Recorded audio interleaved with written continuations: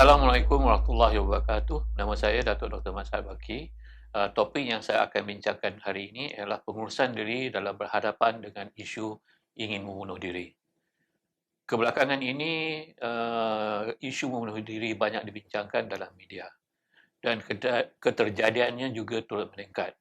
Bagi 10 tahun pertama tahun ini, sebanyak 360 kes telah dilaporkan uh, mengenai pembunuhan diri. Ini bermakna setiap hari ada 4 kes membunuh diri yang terjadi di Malaysia.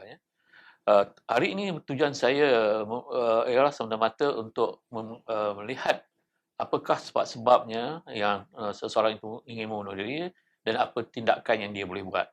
Jadi target saya pada hari ini ialah kepada mereka yang berfikir atau bercadang untuk membunuh diri, apakah tindakan-tindakan yang boleh mereka buat supaya mengelakkan ini daripada terjadi. Jadi ada 4 perkara yang saya akan bincangkan. Pertama sekali itu kita nak lihat kenapa anda atau seseorang itu ingin membunuh diri. Yang keduanya saya akan bincangkan tentang apakah sama ada anda sedar tentang sign and symptom untuk bunuh diri. Yang ketiganya, apakah trigger yang menyebabkan anda nak bunuh diri. Dan yang keempat, apakah tindakan-tindakan yang boleh anda ambil untuk mengelakkan anda daripada bertindak demikian. Jadi sebab-sebab seorang bunuh itu banyak, tapi saya nak fokuskan 2-3 saja sebabnya. Yang pertama sekali, seorang itu merasakan dia not feeling good enough about himself. Dia merasa tidak rasa seronok dan selesa dengan diri dia sendiri. Seolah diri dia ni tak bagus dan tak baik. Yang keduanya, dia ingin meminta pertolongan daripada orang lain kerana dia berhadapan dengan masalah yang besar yang dia tak boleh hadapi. Yang tiganya, dia merasa terperangkap di dalam keadaannya sekarang, dalam masalah-masalah yang dihadapinya, dan dia merasa tidak ada harapan untuk sembuh atau untuk mengatasinya. Yang keempat, dia sedang mengalami penderitaan atau kesakitan yang amat sangat yang dia tak sanggup lagi untuk meneruskan kehidupan dengan sakitnya itu. Jadi itu sebab-sebab biasa atau yang asas kenapa seseorang itu bertindak ataupun kenapa anda mungkin berfikir untuk membunuh diri. Yang keduanya, anda kena sedar apakah tanda-tanda yang anda berfikir demikian itu, yang bermaksud sign and symptomnya. Saya akan ceritakan 3 simptom saja. Yang pertama sekali, anda merasakan masalah anda itu terlalu besar dan anda tidak berkemampuan untuk menghadapi kesan daripada masalah itu.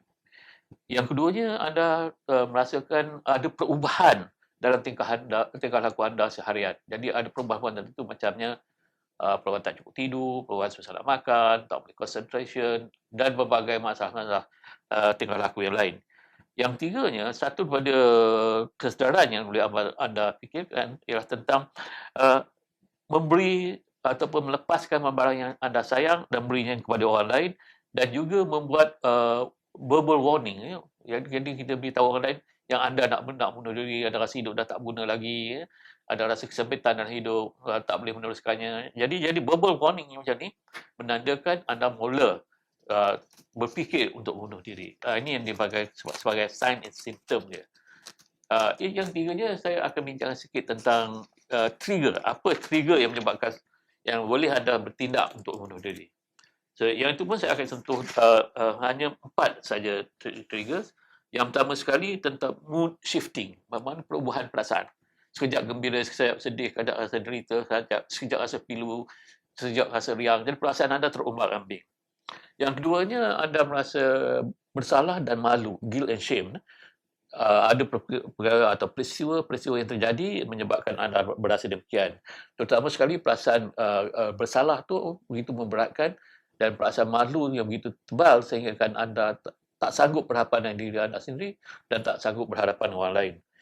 Dan anda merasakan kalau masalah anda ini berterusan, anda akan membebankan orang lain. Jadi anda tak mahu membebankan orang lain, dan ini merupakan satu trigger menyebabkan anda bertindak untuk membunuh diri.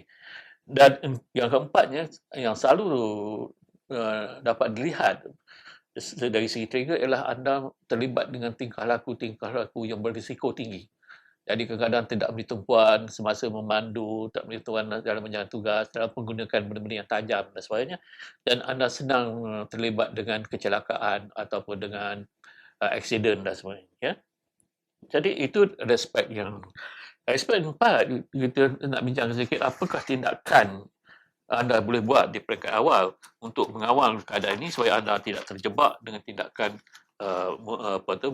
tindakan atau berfikir untuk membunuh diri, ya.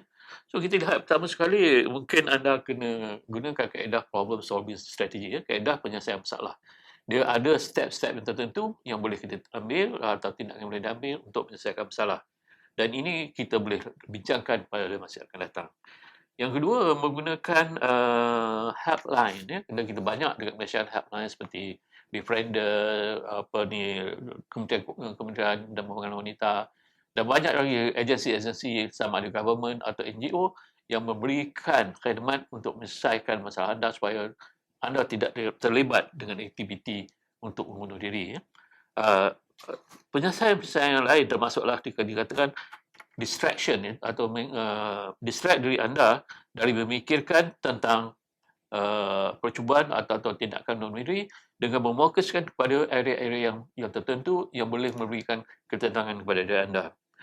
Yang keduanya, kita dalam keadaan tertentu ada orang atau keadaan yang boleh menyebabkan anda masa terdesak untuk membunuh diri, tindakan yang anda boleh ambil untuk mengelakkan berhadapan dengan keadaan dan individu tertentu, dan pada yang sama gunakan kaedah menenangkan diri sendiri, ya. So konsepnya di sini avoidance and calming, ya. Yang tiganya seterusnya ialah access to health services and support, ya. Dan ini penting, negara kita mempunyai perkhidmatan yang mencukupi untuk membantu anda, tapi kadang-kadang masalahnya accessibility susah nak dapat, ya. Itu saja. Dan ada isu yang kita boleh lihat ialah tentang dalam masyarakat sendiri ada tempat-tempat yang anda boleh minta pertolongan, ya. Satu lagi ialah in terms of self preservation. Membunuh diri merupakan satu proses menamat atau menghancurkan diri sendiri. Maknanya konsep self preservation tu anda perlu kuatkan supaya mengatasi keadaan macam ni, ya. Perkara lain yang senang dilakukan termasuklah exercise yang berterusan, ya. Diet yang seimbang dan tidur yang mencukupi, dan juga mencari aktiviti yang memberi ketenangan dan kepuasan pada diri anda. Dan satu perkara yang selalu orang bincangkan percubaan bunuh ini sebagai satu attention seeking behaviour. Dan jika anda memerlukan satu perhatian, ada cara-cara lain yang boleh anda ambil untuk mendapatkan perhatian berkenaan, ya. Percubaan bunuh diri atau tindakan bunuh diri itu satu tindakan terakhir atau satu tindakan yang menamatkan masalah, tapi yang sebenarnya tidak menyelesaikan apa-apa, ya. Jadi lebih baik anda fikirkan apakah tindakan-tindakan lain yang anda boleh buat untuk mendapatkan perhatian pada orang lain. Pada masa yang sama, ahli keluarga juga memainkan peranan, ya, untuk membantu anda, ya. Jadi ada perkara yang ahli keluarga boleh buat. Di antaranya ahli keluarga bertanya kepada anda, mendengar rintihan anda, ya. Beri perhatian, dan bila anda ada krisis ada ahli keluarga yang bersama anda supaya anda tidak terdesak untuk bertindak, ya. Dan perkara yang lain yang perlu anda fikirkan juga tentang keselamatan diri anda sendiri. Jadi penting dalam kaedah rawatan ataupun penghindaran ialah keselamatan diri. Jadi kalau anda terdedah pada keadaan yang boleh membahayakan diri anda, ini akan boleh meningkatkan kecenderungan untuk membunuh diri. Jadi elakkan perkara demikian supaya anda boleh terfokus kepada keadaan yang boleh melindungi diri anda dari terlibat dengan aktiviti atau memikirkan membunuh diri anda sendiri. Bagi mengakhiri video ini, saya ingin meninggalkan satu pesanan. You are brave enough to kill yourself, then you have the courage to live. So keep on living because life is worth it. Terima kasih.